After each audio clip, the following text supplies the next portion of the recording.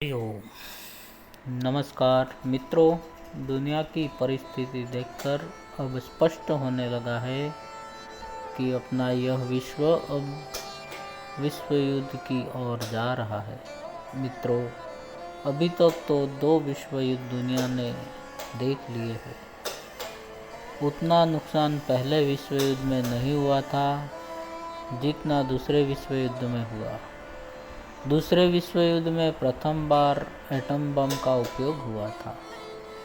पहला हिरोशिमा और फिर नागासाकी पर। कहते हैं कि 1 सेकंड के अंदर ही 1 लाख लोग के करीब लोग मारे गए थे। दुनिया के लिए यह एक बहुत बड़ी घटना थी। लेकिन मित्रों, वह तो 1942 से 45 का समय था। परमाणु बम के आविष्कार की शुरुआत ही थी।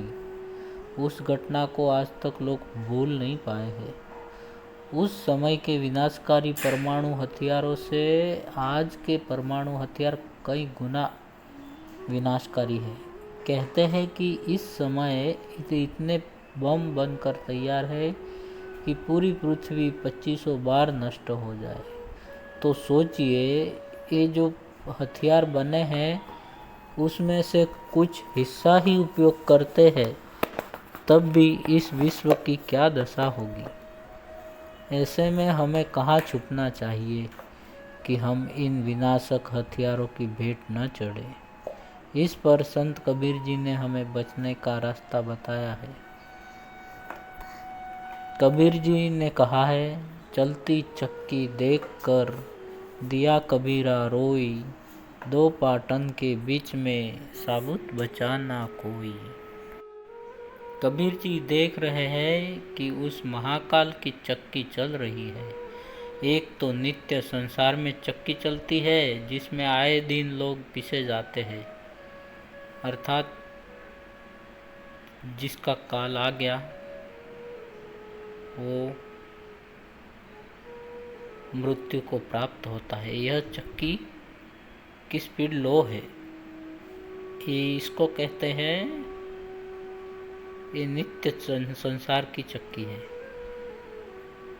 हाँ, पर समय सबका आता ही है। इसके लिए भी कबीर जी ने कहा, और अब आने वाले समय के लिए भी समझ लीजिए, असंख्य लोग इन लड़ाइयों में मारे जाएंगे। समय महाभारत का नहीं है। अभी महाभारत युग नहीं है कि जो हथियार लेकर युद्ध लड़ने जाएगा वो ही मारा जाए। न जाने कब किसके घर के ऊपर बम गिर जाए और कितने लोग ठिकाने लग जाए, तो कितने बेकसूर लोग भी मारे जाते हैं। उसमें कब हमारा तुम्हारा भी नंबर आ जाए कुछ नहीं कह सकते। मानो नंबर न भी आया तो भी कितनी मुश्किल हालात से गुजरना पड़ सकता है, अभी से तो कल्पना भी नहीं हो सकती। तो कबीर जी ने इस समय को लेकर भी कहा है, ऐसा भी समझकर हम उससे कुछ मार्गदर्शन अवश्य प्राप्त कर सकते हैं। आगे कबीर जी कहते हैं, चक्की चले तो चालन दे, तू काहे को रोई, लगा रहे जो कील से बाल न बाका होई। यहाँ कबीर जी हमको इस विकट परिस्थिति से बचने का उपाय बता रहे हैं। चक्की चलती है तो 2 पार्ट के बीच में जो दाने आते, जो पुरानी चक्की हाथ से पीसते थे उसमें बीच में कील लगा रहता था। तो चक्की चलती है तो 2 पार्ट के बीच में जो दाने आते सब पीसे जाते हैं, लेकिन बीच के कील से जो लगे रहते हैं वे दाने बच जाते हैं। ऐसे ही हम उस कील को, मतलब परमात्मा रूपी कील को पकड़ के रखते हैं तो बच जाएंगे। परमात्मा और उनका नाम, ये जो कील है वह हमारा सुरक्षित रहने का साधन है। वह परमात्मा हमारी रक्षा करने वाला है, तो क्यों न हम उसी की शरण में रहें और उनके नाम का जप करें।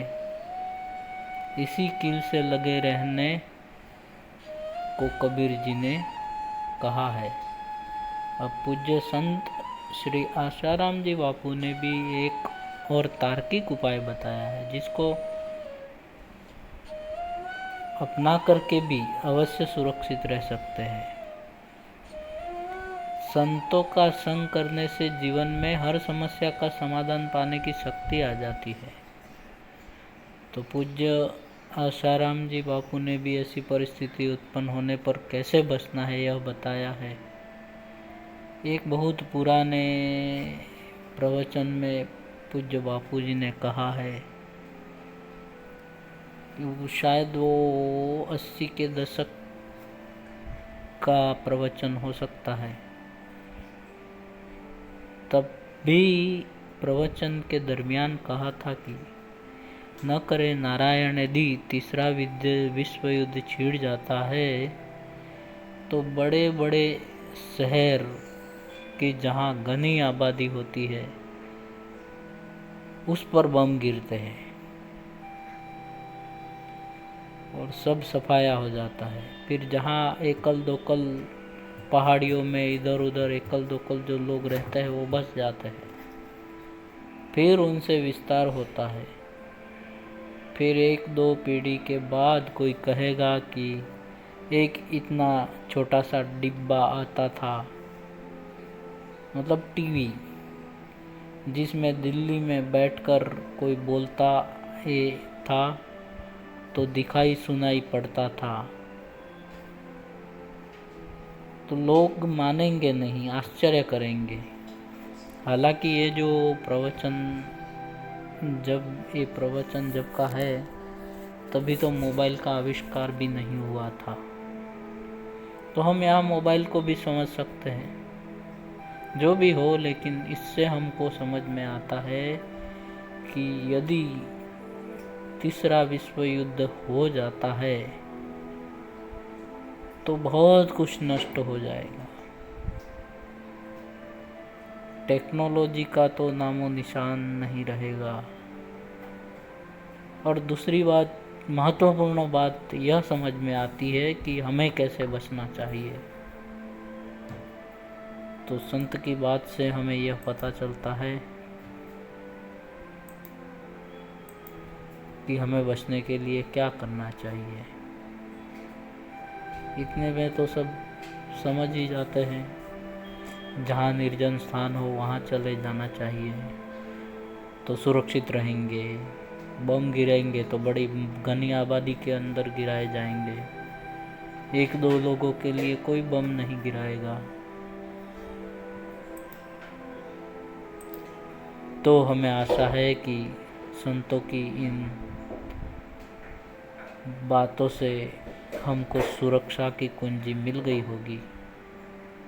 बस आज के लिए इतना ही।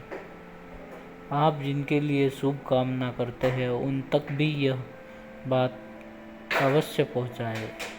हरि ओम।